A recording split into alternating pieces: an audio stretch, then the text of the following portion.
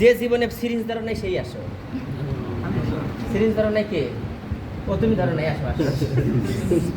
নিজের লজ্জা কিন্তু ইয়েতে রাখেনি। না তুমি আগে আগে তুমি টানবা কিভাবে দেখি। হ্যাঁ শুনতো, তাহলে তুমি সবসময় তোমাকে ব্লকেট দিতে হবে, বুঝছো? আমরা যে টর্নিকুইট ইউজ করি, ধরো এই যে এই জায়গাটা এইভাবে যদি দাও, তাহলে এইভাবে যদি দাও তাহলে ব্লাড আটকে গেছে, ছেড়ে দিলে এই দিক মানে ব্লাড সুপারফিশিয়াল যেটা ভেইন সেগুলো কিন্তু এই দিক থেকে আসে ব্লাড। এই জন্য তোমাকে ব্লকেট দিতে হবে যাতে ওটা রেইজ করে ব্লাড ভেসেলটা। কোন জায়গা থেকে উঠাবো আগে? তুমি আরেকটা দাঁড়াও দাঁড়াও, একটু নিয়ম হলো এইগুলাকে ফেদারগুলোকে তুমি একটু রিমুভ করে নিবে। হ্যাঁ নাও নাও।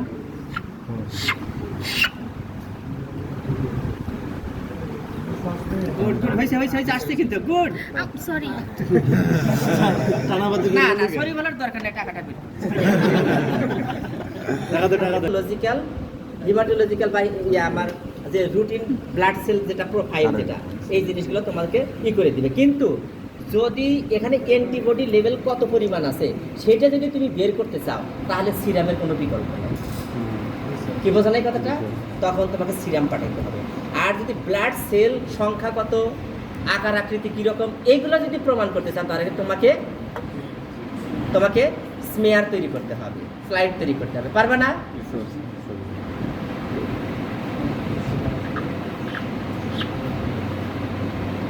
দেখো প্লটিং হয়ে গেছে, দেখছো? আর হচ্ছে না, আর হবে না।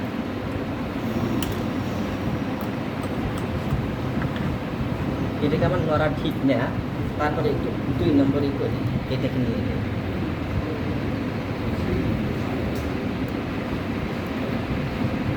এটা ঠিক আছে।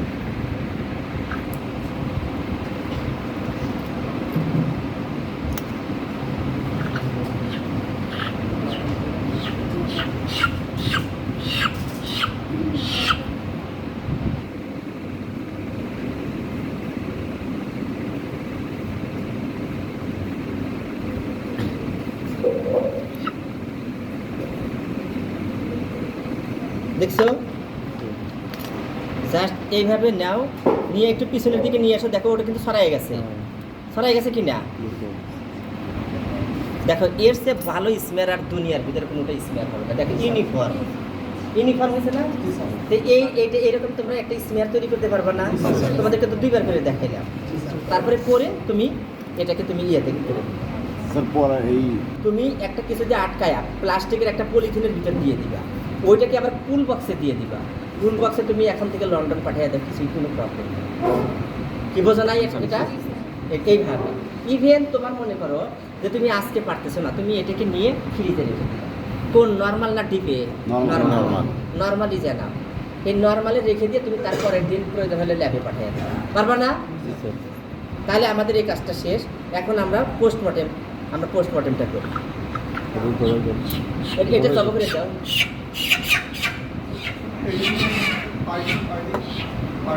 মুরগিটা নিয়ে আসার পরে তুমি অ্যান্টিসেপটিক সলিউশনের ভিতরে ডুবাইয়া দাও। যদি ডুবাইয়া দাও তাহলে এক্সটার্নাল যত ধরনের জীবাণু আছে সব হয়ে গেল। এবং শুধুমাত্র তাই নয়, এই যে ফোরটা দেখো উঠতেছে, ওটা কি ভেজার পরে কি আর ওরার সম্ভাবনা আছে? কোনো সম্ভাবনা নাই। তোমার ল্যাব কন্টামিনেশন রেটটা তখন তুমি স্লো ডাউন করে দিবে। হ্যাঁ বুঝাও। আমরা এখন যদিও অ্যান্টিসেপটিক সলিউশনে ডুবাবো না, আমরা পানিতে দাও।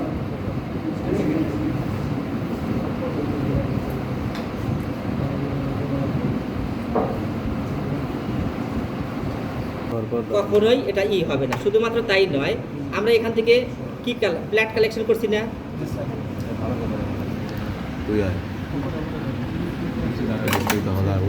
দেখো এটাকে সরাইতে পারতেছো? হ্যাঁ, কোনো ধরনের ছোট একটা ক্লট হয়তো সরে গেছে, কিন্তু কোনো ধরনের সেইটাকে মুছতে পারতেছো।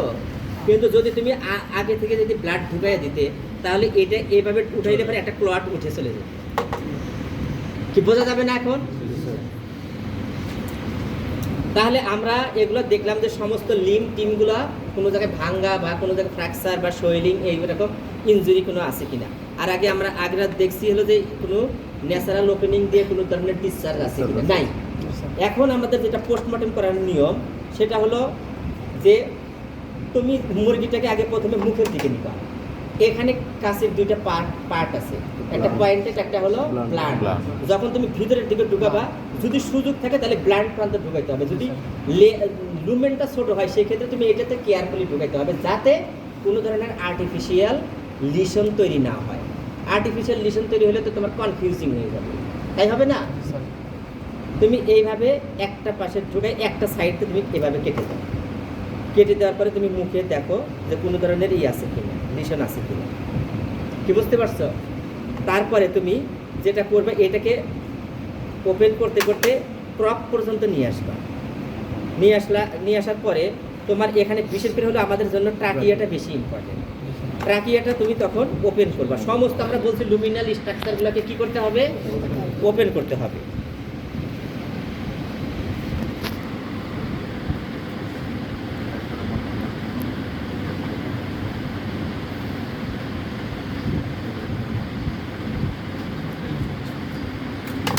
আমরা ওপেন করার পরে আমরা দেখো এর কোনো ধরনের লিশন নাই, দেখো একদম কালারলেস আছে। কোনো লিশন আছে? কনজেশন, হিমোরেজ অথবা মিউকাস এক্সুডেট এগুলা এখানে ভিতরে থাকতে পারতো।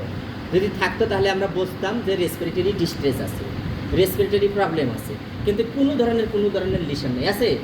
কোনো লিশন নেই। এখন আমরা অন্য প্রান্তে যাব। এখানে জাস্ট কিলবোনের শেষ প্রান্ত, আমরা জাস্ট এখানে ছোট্ট একটা তুমি একটা ইনসেশন দাও, অল্প একটু ইনসেশন হয়েছে না? এখন দুই হাতটা দেবে, ডান হাত দিয়ে বাম হাত দিয়ে এইভাবে তুমি টেনে উঠাই দিলে, দেখছো? দেখো এখানে হিমোরেজ আছে কিনা? ব্রেস্ট মাসলে হিমোরেজ আছে? হ্যাঁ আছে কিনা? আছে স্যার। দেখো কিন্তু অন্য প্রান্ত নাই, দেখছো তোমরা ব্রেস্ট মাসলে হিমোরেজ? হ্যাঁ এখন থাই মাসল কিভাবে দেখবা? এইভাবে দেখো, দেখো থাই মাসল কিন্তু কোনো হিমোরেজ নেই, আছে? এটা কিন্তু normal colour of the Thai muscle, এটা কিন্তু পরেরটা তো তুমি এইভাবে ধরবা স্কিন, আর এইভাবে তুমি এখানে কিন্তু হিমোরেজ আছে। দেখো এটা দ্বারা বোঝা যায় যে গাম্বরো ডিজিজ থাকার সম্ভাবনা সবচেয়ে বেশি। কি বোঝা নাই? এখন আমরা এটাকে এইভাবে দিয়ে দিলাম। এখন আমরা ইন্টারনাল, আমরা কিন্তু স্ক্রিনিং করার পরে এখানে আমরা এই ডিপার উন্ডগুলো আমরা দেখতে পারছি কিনা আমরা নোট ডাউন করবো এইভাবে। তারপরে এখন তুমি স্কিনকে যেভাবে কাটছি, এটা অ্যাবডোমিনাল ক্যাভিটির একটা অংশকে তুমি ছোটো করে একটা ইনসেশন দাও।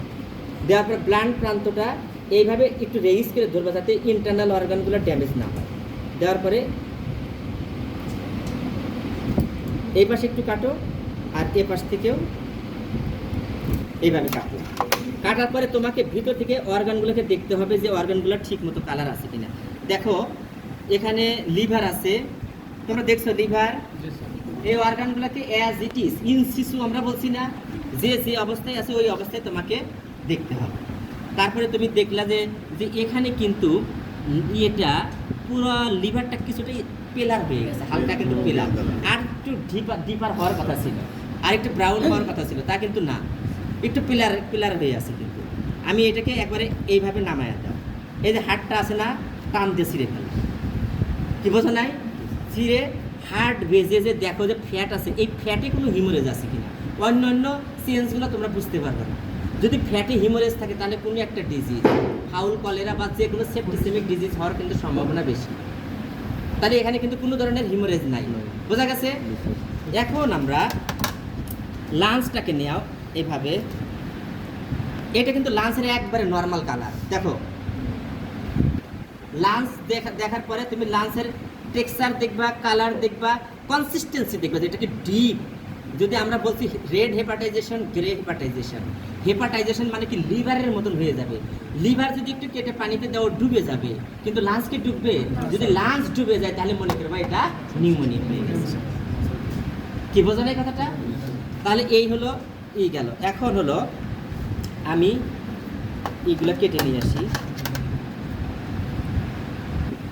এখন আমি জাস্ট তার ডাইজেস্টিভ সিস্টেমের সামনের অংশ, এই যে দেখো এই জায়গাগুলোকে, এগুলোকে বলা হয় হলো এয়ার স্যাক। এই যে দেখছো, এই যে বাবলের মতন দেখতেছো না, এয়ার স্যাক দেখছো?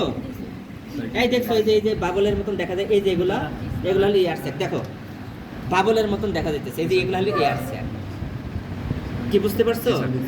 এগুলো হলো এই যে দেখো হাত দিয়ে ধরবে, নিচের দিকে আঙ্গুল দেবে, দেখো দেওয়ার পরে এভাবে টান দিয়ে নিয়ে এভাবে বের করে নিয়ে, এই যে এগুলো হলো এই যে এগুলো হলো এয়ার স্যাক। এই যে দেখছো দেখছো এয়ার স্যাক, এভাবে টান দিয়ে নিয়ে আসো একবারে, নিয়ে আসার পরে এটা কিন্তু এখন মনে করো এই পর্যন্ত আসছে,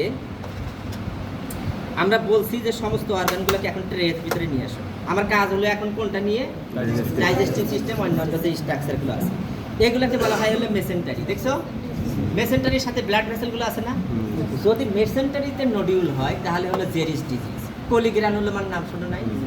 যদি দেখো হলো ইয়ার থেকে নডিউল আর লাংসের নডিউল আর কোথাও নাই তাহলে হলো অ্যাসপারজিলোসিস। আর যদি দেখো লাংসেও নডিউল আছে, লিভারেও নডিউল আছে, টিউবারকুলোসিস। দেখো লাংসটা নডিউল আছে এবং বড় হয়ে গেছে, এভিয়ান লিউকোসিস, এভিয়ান লিউকোসিস। ক্লাস নিব তখন বলবো আমরা। এখন দেখো ইটা স্প্লিনটা কিন্তু তার বডির সাইজ অনুযায়ী একটু বড় হয়ে গেছে, হালকা বড় হয়ে গেছে। এটা হলো সাধারণত গাম্বরো ডিজিজের ক্ষেত্রে, কিছু কিছু ক্ষেত্রে এটা হয় না। এই যে স্প্লিনটা স্প্লিন আর লিভারের এই যে এইটা হলো এটা কি বলো তো, গল ব্লাডার। তাহলে পায়খানার রাস্তাকে কি বলে? রেকটাম বলে, অ্যানাস বলে না? অ্যানাস আর রেকটাম একই জিনিস।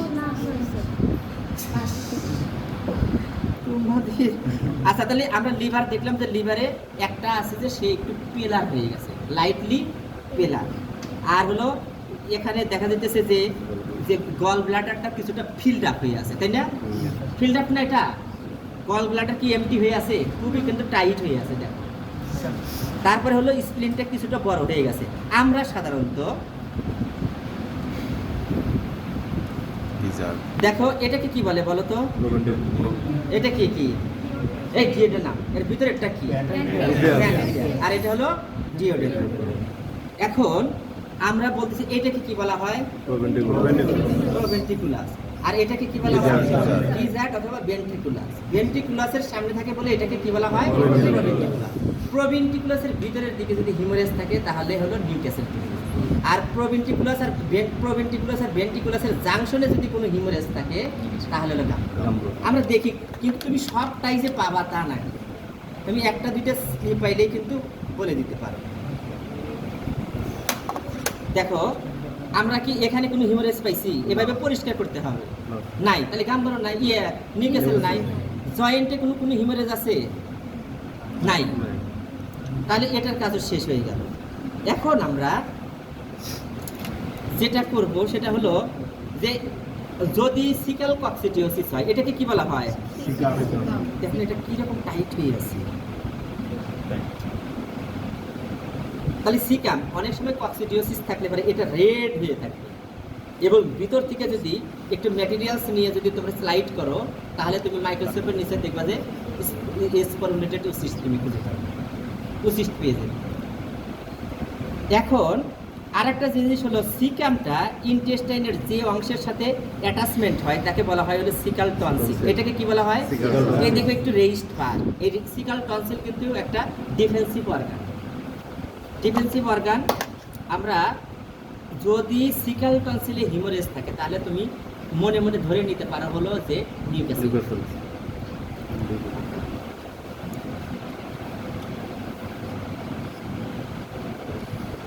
কোনো ধরনের এক দেখো হালকা একটু মাইল্ড হিমোরেজ আছে কি না? এই আছে কি না? আছে। তোমাদের দেখতেছো? এই যে তোমরা কি দেখতে পাচ্ছ? দেখতে পাচ্ছ না? ওরা যে দেখছে এটাতে বিশ্বাস করছো? আচ্ছা, বিশ্বাসের উপরে বিশ্বাসে মিলাই বস্তু তর্কে গুড। আচ্ছা, এখন আমরা বলছি যে যে কোনো লুমিনাল স্ট্রাকচার একবারে থ্রু আউট দ্য লেন্থ তাকে ওপেন করতে হবে। যে তোমরা হয়তো বলতে পারো আমি চিকন প্রান্ত কেন দিলাম, কারণ আমার এক্সপেরিয়েন্স আছে।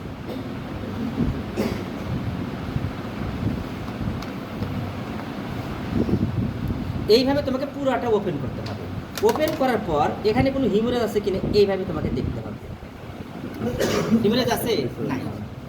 এখন কথা হলো যে আমরা একটা স্লাইড দাও তো। আচ্ছা ওটা পরে স্লাইডের কাজ পরে। তোমরা দেখো এখানে কিডনিটা দেখতে পাচ্ছ, এই যে হ্যাঁ এইটা কিডনি আর এইটা কিডনি, এইটা আর এইটা কিডনি। দেখো কিডনিটা লাম্বার রিজিয়নে একবার ডিপেস্ট ডিপ এমবেডেড অবস্থায় আছে, একবার ভিতরে ঢুকানো অবস্থায় আছে। এটা কিডনি আর এইটা কিডনি, এইটা আর এইটা। আমাদের কিডনিটা যেরকম ভাবে কি বিন শেপ হয়ে থাকে, এদের না, কিন্তু এটা কিন্তু এমবেডেড থাকে। এইটা কিডনি আর এইটা কিডনি, কি দেখাইতেছি ঠিক মতো ভিতরে? এখন কিডনিতে সাধারণত তুমি লিশন পেতে পারো ইনফেকশাস ব্রঙ্কাইটিস আর গাউটের ক্ষেত্রে। ইনফেকশাস ব্রঙ্কাইটিস এখানে তোমরা লিশন পেতে পারো। আর একটা যে জিনিস হলো, তোমরা গাম্বরের ক্ষেত্রে যেটা সবচেয়ে থেকে মেইন অর্গান তোমাদেরকে দেখতে হবে, সেটা হলো কি বলো, বার্সা অফ ফেব্রিসিয়াস। দেখো বার্সা অফ ফেব্রিসিয়াস জাস্ট রেকটামের নিচেই কিন্তু বার্সা অফ ফেব্রিসিয়াস।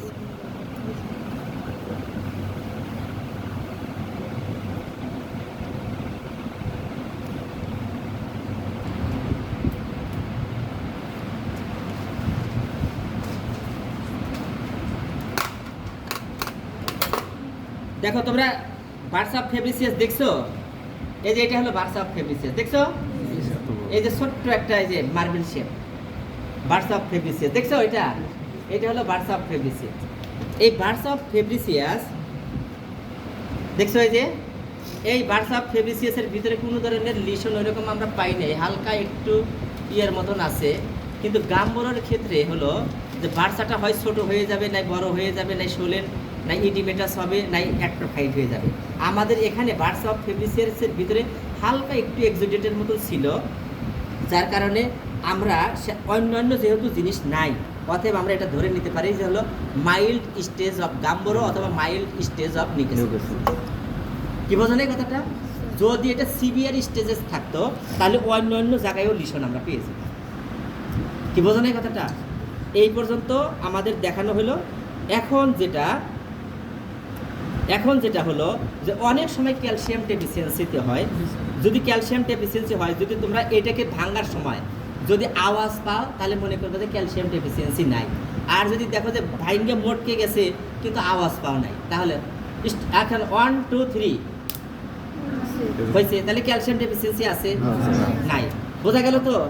এইটা মনে রাখবে, এটা কিন্তু একটা সহজ টেকনিক। এই হলো আমাদের মোটামুটিভাবে পোস্টমর্টেম এক্সামিনেশনের কাজগুলো হইলো। এখন আমরা ডাইরেক্ট স্মিয়ার মেথড আমরা কিভাবে করব?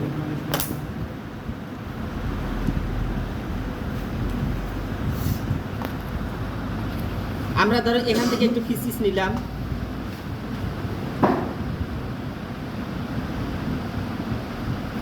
অল্প একটু। এখানে ডাইরেক্ট স্মিয়ার মেথডের জন্য তোমাকে মাপজোকের কোনো দরকার নাই। কি বুঝতে পারছো? এই যে এটাও বেশি নিছো, কিন্তু তুমি এতটাও লাগবে না, তুমি এখান থেকে কিছু কমায়া নিতে পারো। এইভাবে একটু নেওয়ার পরে ফেলে দিলা। তুমি এটাকে 1-2 ফোঁটা পানি নিবা।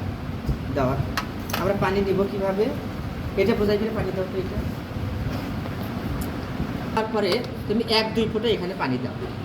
পানি নেওয়ার পরে এইভাবে তুমি এটাকে ডাইলুট করে নিবা।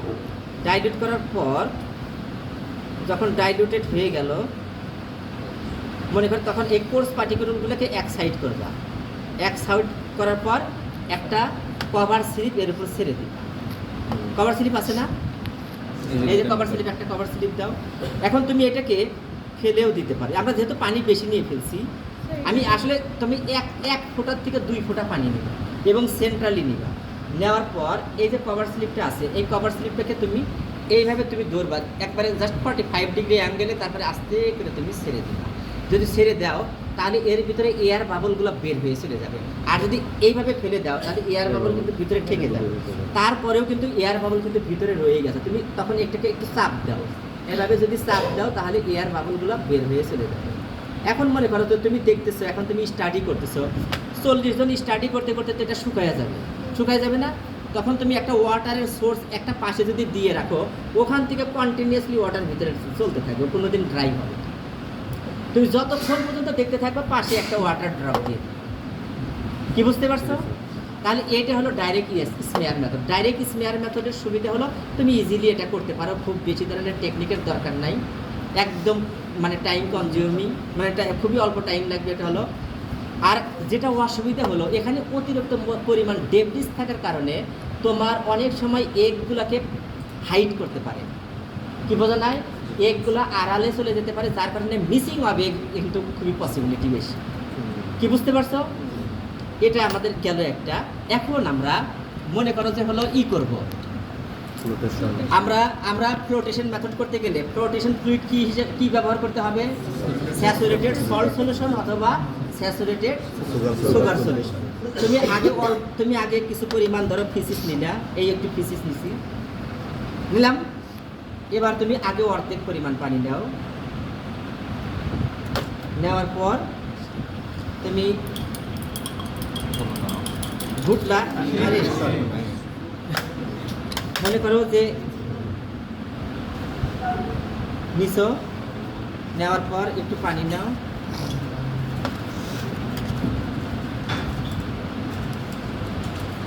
তখন এটা যখন ডাইলুটেড হয়ে গেল তখন এটাকে এমন আগে একটা কিছুর উপরে তুমি দাঁড় করাইতে হবে।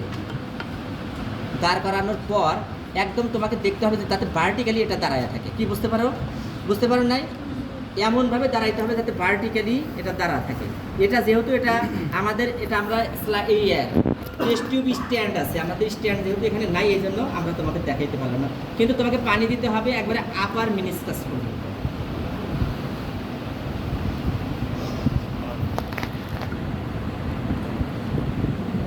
আমাদের কিন্তু ওভারফ্লো হয়ে গেছে, কিন্তু বি কেয়ারফুল, ওভারফ্লো কিন্তু করা যাবে না। আমাকে দেখতে হবে আস্তে আস্তে। ধরো মনে করো এই পর্যন্ত আছে, বাদ বাকিটা তুমি কি করবে? তুমি এইভাবে নেওয়ার পর তুমি ড্রপার নেওয়ার পরে এক ফোঁটা করে তুমি দিতে থাকো।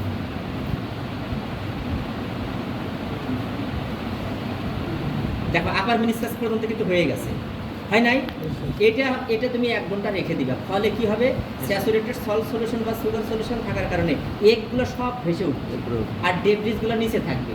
যেহেতু সব ভেসে উঠছে, তখন তুমি একটা স্লাইডটা নিবা, নেওয়ার পরে জাস্ট একটা খালি টাচ করবা। এই যে টাচ করছো না, এই যে দেখছো একটা ওয়াটার ড্রপের মতন, মনে করো এর উপরে তোমার সমস্ত এগুলো আছে, জাস্ট এই যে দেখছো পানি পড়ে গেছে, পড়েনি কিন্তু। এইভাবে তোমাকে নেওয়ার পরে জাস্ট আরেকটা কভার স্লিপ দাও,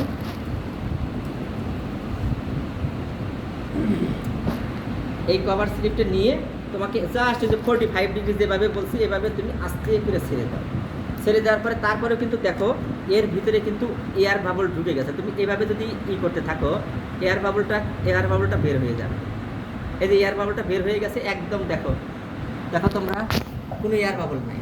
তারপরেও যখন এটা দেখতে দেখতে শুকায় যাবে, তখন তুমি ওই যে বললাম তো একটা ড্রপ খালি এই পাশে খালি একটা স্যাচুরেটেড সল্ট সলিউশনে একটা ড্রপ রেখে দিবা। তাহলে তোমরা সবাই মিলে 3 ঘন্টা বললে দেখলেও অসুবিধা নেই, কি বুঝতে পারো না? এইটা হলো আমাদের হলো কি, এটাকে ফ্লোটেশন। আর একটা যে জিনিসটা হলো আমাদের কি করতে হবে, মনে করো যে এই জিনিসটা এর ভিতরে তুমি ফিসিস দিয়ে গোলাবা, ছাঁকনি দিয়ে ছাঁকবা, ধরো ছাঁকার পরে তুমি এইটা পেয়ে গেছো, এইটাকে তুমি আধা ঘন্টা 1 ঘন্টা রেখে দাও। সমস্ত ছাঁকার পরে তো তোমার হয়ে গেছে। এখন তুমি রেখে দেওয়ার পরে যেহেতু এটা হলো ফ্লোটেশন ফ্লুইড নেয়া, যার কারণে এখানে সমস্ত এগগুলো কি হবে? সেটেল ডাউন হবে। তখন তুমি কি করবা? এটাকে সবগুলো বের করে দাও, এটাকে টিপে ধরে নিয়ে একবার নিচের দিকে নিয়ে যেতে হবে। নেওয়ার পরে আস্তে আস্তে করে একটু করে মুখও সরাইতে হবে আর আস্তে আস্তে করে ওই ফ্লুইডটা নিতে হবে। নেওয়ার পরে ধরো তুমি এই এতটুকু ফ্লুইড পেয়ে গেছো, দেখা যায়। তারপরে তুমি হলো কি একটা স্লাইডে নিলা,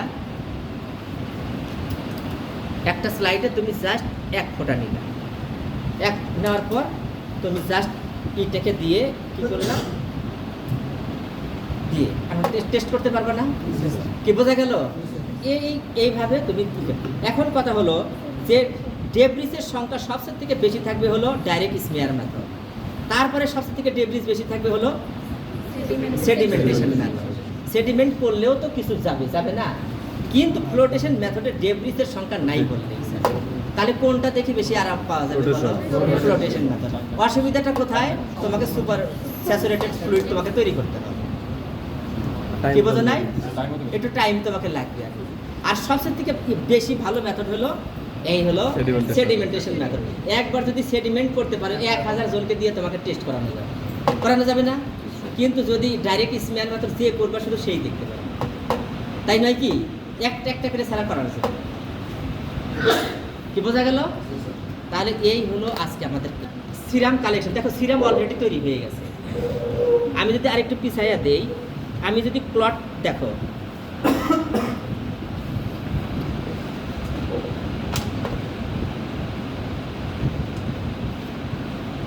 আমি প্লটটাকে বের করে দিচ্ছি। দেখো যেটা আছে এখন সব এটুকু সিরাম। কি বোঝা নাই? কিছুটা হালকা কিন্তু ইয়েলিশ কালার, দেখো স্ট্র কালার, হালকা স্ট্র কালার। কি বোঝা গেল? এই সিরাম নিয়ে তুমি আমেরিকার দুনিয়ার এক প্রান্ত থেকে আরেক প্রান্ত নিয়ে গেলে পরে এর অ্যান্টিবডির টাইটার, এর সমস্ত কিছু জিনিস, অ্যান্টিবডির যত ব্লাড লেভেল আছে সব এখান থেকে সব বের করে দিতে পারবে। কি বোঝা গেছে? পারবা না? কতগুলো টেস্ট করুন।